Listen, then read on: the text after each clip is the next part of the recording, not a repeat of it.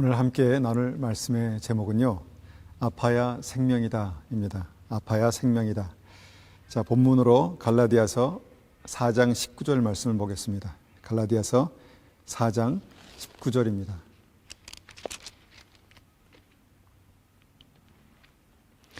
갈라디아서 4장 19절 받들어 읽겠습니다. 나의 자녀들아, 너희 속에 그리스도의 형상을 이루기까지 다시 너희를 위하여 해산하는 수고를 하노니. 자, 우리가 아이가 태어나는 과정을 한번 생각해 보면요, 아이가 잉태되고 10달 동안 어머니 뱃속에 있게 되죠. 그리고 그 10달 동안 어머니는 정말 모태에서 아이를 키우면서 입덧도 하고, 그 다음에 몸이 불어나고, 또 임신 중독이다 뭐다 해서 어려운 시간들을 그렇게 지나가게 됩니다. 그리고 10달의 시간들이 다 채워지고 나면 드디어 이제 해산의 진통이 시작되고, 그 진통 속에 정말 그 어려운 고통을 뚫고 그 아이를 이제 출산하게 되는 것이죠. 그렇게 이제 생명이 이 땅에 태어나게 됩니다. 그런데 오늘 본문 말씀을 보니까 천국 가는 믿음의 과정도 이와 동일하다 이렇게 말씀하십니다. 예수님을 만나서 우리가 생명이 잉태됩니다. 그리고 성령께서 우리 안에 계시고 우리 안에 오셔서 우리 안에 정말 영생이 이제 시작되는 것이죠. 태중에서 자라는 그 정해진 기간이 필요한 것처럼 이 믿음에도 이런 어떤 그 수고와 고통의 시간이 필요하다라는 그런 것을 생각해 볼 수 있습니다. 그리고 중요한 것은 마지막 그 해산의 진통이 있은 후에 우리가 부활 생명으로 그렇게 탄생한다라는 어떤 믿음의 과정들을 우리가 한번 생각해 볼 수 있습니다. 본문은 이렇게 말씀합니다. 자녀들아, 너희 속에 그리스도의 형상을 이루기까지. 자, 그리스도의 형상을 이루는 것이 믿음이고 그것이 구원입니다. 그래서 그리스도의 형상을 이루기까지, 다시 말하면 부활 생명으로 태어나기까지 뭐가 있었다는 것입니까? 해산의 수고가 있었다, 이렇게 말씀하고 있는 것입니다. 한번 이 말씀에서 우리가 주목해 보기 원하는 것은 이 말씀의 수신자가 갈라디아 교인들입니다. 교인들, 믿음의 사람들이죠. 그래서 나의 자녀들아 라고 이렇게 말씀을 시작하는 것입니다. 그래서 말씀의 수신자가 이미 자녀된 크리스천들입니다. 자녀된 크리스천들. 그런데 바울은 말씀합니다. 지금 해산의 수고가 진행 중에 있다. 해산의 수고가 진행 중에 있다. 말씀하는 것이죠. 예수 믿고 끝난 것이 아니라 지금 또다시 해산의 수고를 하고 있다. 또다시 해산의 수고를 하고 있다. 이렇게 말씀합니다. 그 해산의 수고가 있었고 지금 해산의 수고가 또 진행 중이며 앞으로 그 해산의 수고가 있을 것이다. 이렇게 이제 말씀하고 있는 것이죠. 그래서 다시 너희를 위하여 해산의 수고를 하노니라고 말씀하는 것입니다. 그리스도의 생명으로 잉태된 자녀들입니다. 이 갈라디아 교인들은 그리스도의 생명으로 잉태된 자녀들입니다. 하지만 아직 믿음이 태중에 있는 것과 같다. 이렇게 이제 우리가 이해할 수 있는 것이죠. 믿음이 태중에 있어서 지금 그리스도의 형상을 이루어 가기까지 해산의 수고를 하고 있다. 이렇게 이제 설명하는 것이죠. 무슨 말씀입니까? 지금 그 생명이 잉태되고 그 다음에 태중에서 자라고 있고 완전한 그리스도의 형상을 이루어지는 그 과정들이 지나고 난 다음에 이제 그 출생을 하게 된다. 이런 이제 그 믿음의 과정들을 설명하고 있는 것입니다. 즉 자녀이고 크리스천이지만 아직 완전한 부활 생명으로 태어나지 않았다라는 것을 그렇게 전제하고 있습니다.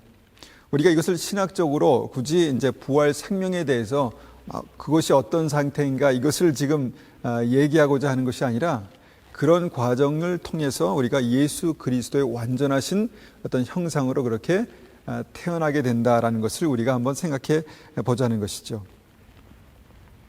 성경의 믿음의 사람들을 생각해 보면 단 한 사람도 이 진리에서 예외되는 사람들이 없다는 것을 봅니다. 모든 믿음의 사람들이 이와 같은 과정에서 그 해산의 수고를 통해서 그리스도의 형상으로 그렇게 만들어졌다는 것을 볼 수 있는데요. 첫 번째 우리가 다윗을 보면요, 다윗이 정말 하나님의 약속을 받고 왕으로 기름 부으심을 받습니다. 그러니까 왕의 기름 부으심을 받는 것이죠. 그리고 바로 왕이 되었습니까? 아닙니다.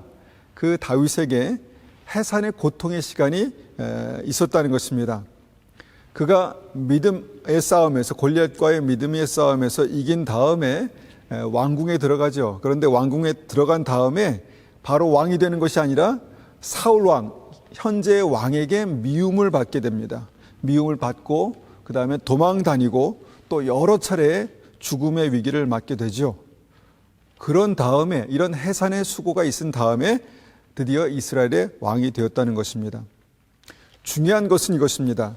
이 과정을 통해서 그의 믿음이 잉태되고 그의 믿음이 자라고 그의 믿음이 예수 그리스도의 형상을 담게 되었다는 것이죠. 그리고 해산이 고통이 지난 다음에 온전한 믿음으로 부활 생명으로 그렇게 완성되었다라는 것입니다. 그 증거가 무엇입니까? 하나님의 말씀의 확증입니다. 다윗을 보니 내 마음에 합한 자로다. 여러분, 처음부터 다윗이 그랬겠습니까? 아닙니다. 이런 믿음의 과정, 해산의 수고, 해산의 고통을 겪은 다음에 바울이 정말 그 믿음 안에서 내가 다윗을 보니 내 마음에 합한 자로다라는 그런 믿음의 확증을 얻을 수 있었다라는 것이죠. 그래서 다윗은 이렇게 하나님을 닮은, 하나님의 마음을 가진, 하나님 마음에 합한 사람이 되었습니다. 우리가 약속을 받고 기름 부으심을 받으면 그 믿음의 모든 것들이 다 끝난다라고 생각할 수 없는 그런 부분입니다. 오랜 기간, 다윗에게 그 기간이 얼마나 길었겠습니까? 오랜 기간 해산의 수고와 고통의 시간이 반드시 필요했다는 것이죠. 자, 요셉은 어떻습니까? 요셉, 하나님께서 그를 사랑하셔서 그를 높이 세우시는 그런 꿈을 주셨습니다. 그 인생에 하나님의 계획에 대해서 그렇게 알게 하신 것이죠. 그 다음에 무엇이 있었습니까? 해산의 수고와 고통의 시간이 그에게 있었습니다. 버려졌고요. 그 다음에 종이 되었고요. 더 밑에 감옥에 갇히게 되었습니다. 모함을 받아 감옥에 갇히게 되었죠. 그리고 마침내 나중에 그 모든 과정들이 끝난 다음에 나중에 하나님께서 주신 사명의 그 총리의 일을 감당하게 됩니다. 그리고 그의 믿음을 한번 들여다보면 어떻게 됩니까? 그의 믿음을 보면 다윗은 처음에 사랑받는 데만 굉장히 익숙한 사람이었습니다. 그런데 그런 사람이 온전한 사랑으로 사랑하는 사람이 된다는 것이죠. 어떻게 그렇게 됩니까? 그를 죽이려 했던 그 형들을 용서하고 정말 사랑하는 그런 성숙한 믿음의 사람이 되었습니다. 이것이 요셉이 해산의 수고와 고통을 통과하여서 부활 생명으로, 예수님을 닮은 부활 생명으로 그렇게 탄생한 것을 말씀하고 있다는 것입니다. 자, 한 분을 더 보면 아브라함은 어땠습니까? 아브라함, 하나님께서 그에게 약속을 주셨습니다. 본토 친척 아비 집을 떠나라. 내가 너로 정말 하늘의 별과 같은 그런 큰 하늘의 별과 같이 셀 수 없는 그런 자손을 주겠다, 이렇게 약속하셨습니다. 그리고 아브라함이 바로 줄줄이 그 아들을 낳았나요? 그러지 않았습니다. 모두 아다시피 정말 힘겨운 해산의 수고와 고통의 시간이 그에게 있었다는 것입니다. 100세가 될 때까지 오래 기다렸던 그런 시간들이 있었고요. 또 중간에 이스마엘을 출생하는 그런 실수도 범했습니다. 그리고 어떻게 했습니까? 자기가 낳은 자식 이스마엘을 버려야만 했습니다. 그리고 드디어 이삭이 출생했습니다. 거기서 끝났습니까? 주님께서 이삭이 출생하자 그가 어느 정도 청소년기에 이르자 그를 번제로 드리라 말씀하십니다. 그래서 아브라함이 어떻게 했습니까? 순종해서 그를 번제로 드리러 모리아산에 올라갔죠. 그리고 모리아산에서 그를 제단 위에 올려놓고 그제서야 정말 이스라엘 아브라함의 믿음의 여정이 완성됩니다. 주님께서 말씀하시죠. 하나님께서 말씀하십니다. 내가 이제야 하나님을 경외하는 줄 아노라. 이것이 믿음의 확증으로 아브라함에게 주어졌다는 것입니다. 그의 믿음이 온전해졌다. 내가 너를 보니 네 믿음이 온전해졌다라는 그런 믿음의 확증을 받게 되었다는 것이죠. 자, 우리가 아브라함 같겠습니까? 요셉 같겠습니까? 그러나 여러분, 우리의 믿음도 각자의 분량과 부르심만 다를 뿐이지 모두 동일한 과정을 지나가게 된다는 것입니다. 이것이 5달란트, 2달란트, 1달란트 받은 종의 말씀에서 우리가 볼 수 있는 내용이죠. 생명이 잉태되고요. 해산의 수고와 고통이 그 시간이 있고요. 그 시간이 다 지나가면 부활 생명으로 그렇게 탄생하게 된다는 것입니다. 나의 자녀들아, 너희 속에 부활 생명이 이루어지기까지 다시 해산의 수고를 하노라. 그래서 이렇게 말씀하고 있는 것입니다. 그리고 지금 우리가 그 과정을 지나가고 있습니다. 예수님을 우리가 영접했습니다. 생명을 잉태한 것이죠. 그리고 인생의 힘들고 어려운 광야와 같은 시간들을 지났고요. 또 지나고 있습니다. 이것이 바로 해산의 수고의 시간입니다. 그리고 중요한 것은요, 어쩌면 지금 마지막 해산의 진통이 시작되고 있는 줄도 모르겠습니다. 우리 인생에 하나님께서 지금 마지막 해산의 진통을 시작하고 계신 줄도 모르겠다는 말씀입니다.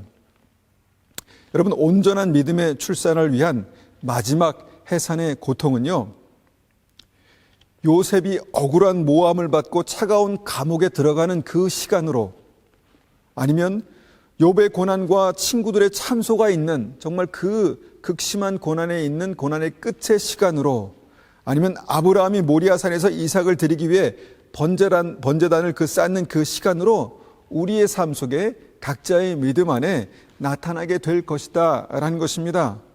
모양과 어떤 그 모습은 다르지만 반드시 믿음의 삶에는 그런 과정이 있을 것이다 라는 말씀이죠. 모든 믿음이 그랬듯이 우리의 삶에도 그런 일들이 있을 것입니다. 이것은 바로 십자가를 지신 예수님께서 그 십자가로 모든 믿음을 끝내신 것이 아니라 바로 우리에게 자기 십자가를 말씀하신 것입니다. 자기 십자가를 지고 나를 따르지 않으면 나의 제자가 될 수 없다. 자, 이것이 십자가 이후에 있는 부활 생명입니다. 여러분, 부활 생명은요, 십자가 없이는 이루어지지 않습니다. 자기 십자가가 없는 사람에게는 부활 생명이 없는 것이죠. 자, 자기 십자가가 무엇입니까? 우리가 인생의 긴 시간에서 보면 그것이 바로 해산의 수고와 고통이 있는 시간입니다. 여러분, 이때를 지치지 않고 포기하지 않고 믿음으로 지나가야 그 끝에서 부활 생명으로 나타나게 된다는 것입니다. 그래서 해산의 수고와 고통이 없는 믿음은 가짜이거나 아직 미성숙한 믿음입니다. 여러분, 천국에 들어가는 믿음이 무엇인가를 상징적으로 보여주는 것이 바로 천국 문에 대한 성경의 말씀입니다. 자, 천국 문이 어떻게 생겼습니까? 성령께서 사도 요한에게 거룩한 성 예루살렘, 즉 천국을 보여주셨습니다. 그때 사도 요한은 천국 문을 보면서 이렇게 말합니다. 요한계시록 21장 21절 보겠습니다. 요한계시록 21장 21절. 자, 21절입니다. 그 12문은 12진주니 각 문마다 한 개의 진주로 되어 있고. 자, 천국으로 들어가는데 그 천국 문이 12개가 있었다는 것입니다. 그 12개가 있었는데 각각 그 12개 이 각각의 문들은 한 개의 진주로 그렇게 만들어져 있다라고 성경은 말씀합니다. 여러분, 이 말씀에는 이 천국의 문의 모양을 그리고 있는데 이 천국의 문은 굉장히 상징적인 의미가 있는 것입니다. 여러분, 진주가 어떻게 만들어지는 줄 아시죠? 진주 조개 안으로 고통을 주는 모래가 들어옵니다. 진주 조개의 부드러운 살 안으로 고통을 주는 모래알이 들어온다는 것입니다. 진주 조개에게 아픔을 주는 그 모래는요, 보석이 아닙니다. 귀한 것이 아닙니다. 쓸모없는 어떤 돌 조각입니다. 작은 돌 조각이 그 진주 조개의 몸 안으로 들어오게 됩니다. 그런데 그 돌 조각이 어떻게 됩니까? 지속적으로 진주 조개에게 아픔을 준다는 것입니다. 아프게 합니다. 계속해서 아프게 합니다. 고난이죠. 진통이죠. 고통이고 핍박일 수 있습니다. 그런 일들이 생기게 된다는 것입니다. 그런데 그 아픔을 뱉어낼 수가 없습니다. 나의 능력으로는, 진주조개의 능력으로는 그 아픔을 뱉어낼 수가 없기 때문에 그냥 그대로 품고 갑니다. 견디면서 몸의 진액으로 그 아픔을 감싸고 덮습니다. 여러분, 그렇게 오랜 시간이 되면 그 아픔을 주는 돌조각, 쓸모없는 돌조각이 어떻게 되었다는 것입니까? 바로 보석이 되었다는 것입니다. 진주가 되었다는 것입니다. 여러분, 이것이 천국의 원리입니다. 천국에 들어가는 그 천국 문의 그 상징적인 진주문의 그 의미인 것입니다. 그리고 우리가 이것을 십자가를 지고 이 해산의 고통과 수고를 감당하는 믿음의 어떤 그 크리스찬들을 생각해 볼 수 있습니다. 우리도 진주조개와 같이 그런 믿음의 시간, 아픔의 시간, 고통의 시간을 지나가게 된다는 것이죠. 그런데 그 쓸모없는 것 같은 모래 조각과 같은 것들을 마음에 품고 우리의 삶에 품고 아픔의 시간을 지나갈 때 어떻게 됩니까? 그 쓸모없는 모래 조각이 영롱한 진주로 탄생될 때 이것이 결국은 천국에 들어가는 부활 생명의 열쇠가 된다는 것입니다. 여러분, 이것이 천국이다 이렇게 말씀하고 있습니다. 그리고 마지막으로 중요한 사실이 있습니다. 우리의 역사의 흐름, 우리가 살고 있는 이 현실 역사의 흐름 속에서 성경이 말씀하시는 해산의 고통의 때가 동일하게 있다라고 성경을 말씀합니다. 이 땅에 예수 그리스도의 복음이 전해졌습니다. 생명이 잉태된 것이죠. 많은 사람들이 십자가를 통해서 예수님을 만났습니다. 그리고 예수님을 만난 많은 사람들이 믿음의 광야의 시간, 해산의 수고와 고통의 시간을 그렇게 지나가고 있습니다. 지나갔습니다. 그리고 우리도 지금 그 시간을 지나가고 있다라는 것이죠. 그런데 중요한 문제는 주님 오시기 직전에 해산의 고통의 때가 있다는 것입니다. 가장 마지막, 가장 중요한 해산의 고통의 때가 있다는 것입니다. 그것이 데살로니가전서 5장 1절에서 3절까지의 말씀입니다. 데살로니가전서 5장 1절에서 3절까지의 말씀을 받들어 읽어보겠습니다. 자, 1절입니다. 형제들아, 때와 시기에 관하여는 너희에게 쓸 것이 없음은 주의 날이 밤에 도둑같이 이를 줄을 너희 자신이 자세히 알기 때문이라. 그들이 평안하다 안전하다 할 그때에 임신한 여자에게 해산의 고통이 이름같이 멸망이 갑자기 그들에게 이르리니 결코 피하지 못하리라. 주님의 말씀은 진리입니다. 주님의 재림의 날이 밤에 도둑같이 갑자기 올 것이다. 주님 말씀합니다. 그리고 그때 주님의 다시 오실 그때 해산의 고통이 시작될 것이다 라고 성경은 말씀합니다. 평안하다 안전하다 할 그때 임신한 여자에게 해산의 고통이 이름같이 멸망이 갑자기 그들에게 이르리니 결코 피하지 못하리라. 이것이 하나님께서 우리에게 말씀하신 진리입니다. 자, 여기서 말씀한 그들이 누구입니까? 믿음의 해산의 고통을 모르는 사람들 아니겠습니까? 정말 해산을 위해서, 출산을 위해, 탄생을 위해서 해산의 고통이 있다라는 것을 모르는 사람들, 모르는 크리스천들이 있습니다. 여러분, 이것을 모르는 사람들에게는 이 해산의 고통이 정말 어떻게 보면 절망의 시간이 될 것입니다. 그들에게 부활 생명으로 주님께서 오시기 위해서 나타나는 그 해산의 고통은요, 무척 당황스럽고 무척 갑작스럽고 무척 어려운 시간이 될 것이다 라고 말씀합니다. 그 말씀에 기록한 대로 그들은 결코 피하지 못할 것이다 이렇게 말씀하는 것이죠. 여러분, 해산의 고통이 시작되는 그날은요, 도둑같이 갑작스럽게 임할 것입니다. 그래서 어쩌란 말인가요? 이것이 오늘 말씀을 전하는 가장 중요한 목적입니다. 그 다음 말씀, 데살로니가전서 5장 4절에서 6절 말씀을 보겠습니다. 데살로니가전서 5장 4절에서 6절 말씀입니다. 형제들아, 너희는 어둠에 있지 아니하며 그날이 도둑같이 너희에게 임하지 못하리니 너희는 다 빛의 아들이요 낮의 아들이라. 우리가 밤이나 어둠에 속하지 아니하나니 그러므로 우리는 다른 이들과 같이 자지 말고 오직 깨어 정신을 차릴지라. 여러분, 우리가 어둠에 있지 않고 깨어 있으면 그 갑작스러운 해산의 고통, 그 해산의 고통을 미리 준비할 수 있다라는 것입니다. 여러분, 우리가 어둠에 속하지 않으면 그날이 도둑같이 너희에게 임하지 못하리라 라고 말씀하십니다.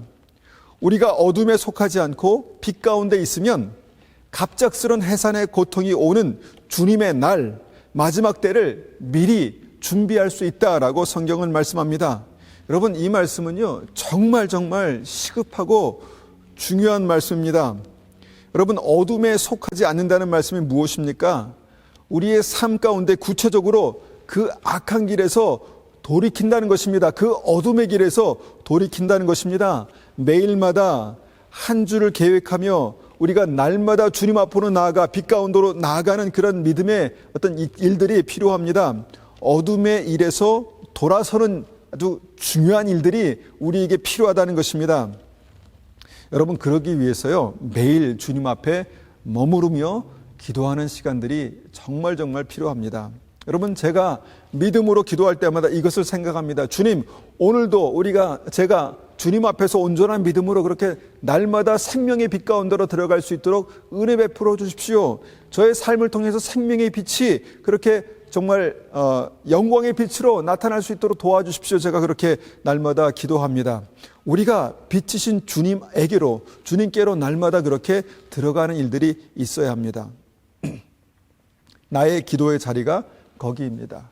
내가 날마다 주님 앞에 기도하고 내가 주님의 얼굴을 구하고 믿음으로 예배드리는, 믿음으로 함께 모이는 그 자리에 주님께서 오십니다. 주님께서 역사하십니다. 어둠이 물러가고요, 우리의 삶이 정말 그 악한 길에서 돌이킬 때 주님께서 우리의 삶 속에 놀라운 은혜의 일들을 시작하시는 것입니다. 이것이 해산의 고통을 준비하는 것입니다. 여러분, 우리의 삶에 우리가 정말 이 빛 가운데 있지 아니하면, 이 빛이 회복되지 아니하면 여러분, 그날은 도적같이 임할 것입니다. 여러분, 중요한 것입니다. 이미 이 해산의 진통이 조금씩 그렇게 시작되고 있음을 봅니다.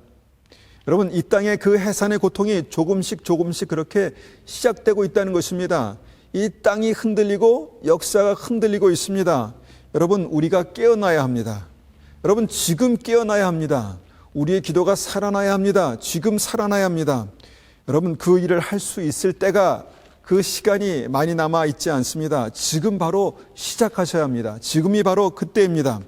우리가 이 말씀을 생각하면서 매일 주님 앞에 전심으로 기도할 수 있는 그 시간이 있어야 합니다. 여러분, 갑작스럽게 여러분, 이런 일들을 갑작스럽게 한꺼번에 몰아서 할 수는 없습니다. 나중에 우리가 시간이 지나서 함께 은혜 가운데 모였을 때 해야지, 여러분, 절대로 그런 시간은 오지 않을 수 있습니다. 여러분, 우리가 믿음 안에서 지금 깨어서 주님께 날마다 나아가는, 빛 가운데로 날마다 나아가는 그런 은혜가 반드시 있어야 합니다. 저는 생각합니다. 구체적으로 어떻게 기도해야 될까? 어떻게 믿음 안에서 정말 살아날 수 있을까? 어떻게 이 믿음을 실천해 나갈 수 있을까? 고민해야 합니다. 여러분, 회개하고 돌이켜서 주님의 임재와 사랑을 회복해야 우리가 빛 가운데 있는 것입니다. 그 빛은 애매하고 추상적인 것이 아닙니다. 실제 우리의 삶 속에 나타나는 것입니다. 우리의 생각이 어둡지 않아야 합니다. 날마다 우리의 생각이 정말 빛 가운데 주님의 영광을 드러낼 수 있어야 합니다. 우리의 감정이 어둡지 않아야 합니다. 우리의 감정이 날마다 기쁨과 희락 가운데 있어야 합니다. 여러분, 우리의 삶에 죄와 어떤 그 어둠의 역사들을 몰아내야 합니다. 그리고 주님의 사랑의 빛이 우리의 삶 속에 경험되어야 합니다. 말씀을 정리합니다. 요한계시록 6장 17절에는 해산의 고통의 때를 이렇게 말씀합니다. 진노의 큰 날이 이르렀으니 누가 능히 서리요. 여러분, 요한계시록 6장 그 전반부에는 정말 하나님께서 시작하시는 그 해산의 진통이, 해산의 고통이 어떻게 나타나는가를 말씀합니다. 그런데 그때에 그 진노의 날이 이르렀을 때에 누가 능히 설 수 있을까? 그만큼 어렵고 힘들다는 것이죠. 이 시간이 믿는 사람이나 믿지 않는 사람 모두에게 쉽지 않은 시간이 될 것입니다. 견디기 어려운 시간이 될 것이다. 그렇게 말씀하는 것이죠. 그리고 이 말씀은 실제로 주님 오시기 직전에 그렇게 우리의 삶에 나타나게 될 것입니다. 그런데 중요한 것이 있습니다. 그 해산의 고통은요, 지옥 가는 이들에게는 두려움을 주는 진짜 고통의 시간이 될 것이지만, 천국 가는 이들에게는요, 미리 예견되고 또 미리 충분히 준비할 수 있는 천국 생명이 출산되는 그런 거룩한 순간이 될 것이라는 것입니다. 부활 생명으로 나타나는 주님과 함께 영원히 사는 그런 믿음의 시간이 될 것이라는 것입니다. 이 주님 오시기 직전에 있을 해산의 시간을 우리가 깨어서 준비하시기를 간절히 축원합니다. 우리가 한번 같이 이 말씀을 가지고 기도하겠습니다. 하나님, 우리를 깨우시옵소서. 우리를 어둠에서 빛으로 옮겨주시옵소서. 우리 안에 주님의 사랑이, 주님의 영광의 빛이 밝게 드러나게 하여 주시옵소서. 그래서 이 해산의 고통의 때를 준비하는 믿음의 성도들 될 수 있도록 주님 은혜 베풀어 주십시오. 그렇게 한번 같이 기도하겠습니다. 하나님 감사합니다. 우리가 주님의 말씀을 듣습니다. 하나님께서 우리를 깨우시고 정말 우리를 어둠 가운데서 빛으로 옮기시기 위해서, 또 하나님 이 해산의 고통이 마지막 진통이 있을 것이다 주님께서 우리에게 말씀하셨습니다.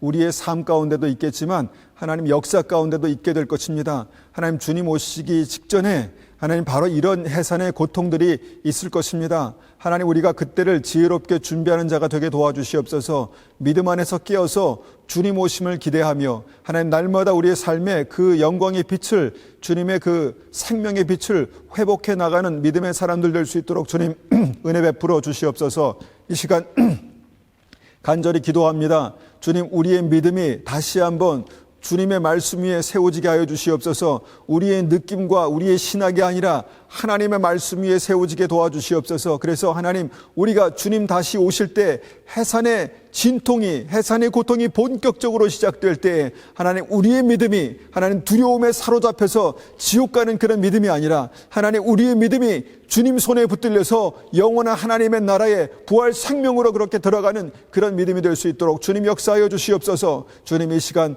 주님께 영광과 존귀를 올려드립니다. 매일매일 기도하는 그 시간에 우리를 붙들어 주시고 우리가 모여서 이렇게 정말 함께 예배드리는 이 시간에 주님 우리를 붙들어 주시옵소서. 하나님 그 어려운 시간에 어려운 그 시기를 믿음으로 잘 지나갈 수 있는 하나님의 사람들로 준비될 수 있도록 역사하여 주시옵소서. 주님 감사합니다. 예수님의 이름으로 감사하며 기도드렸습니다. 아멘.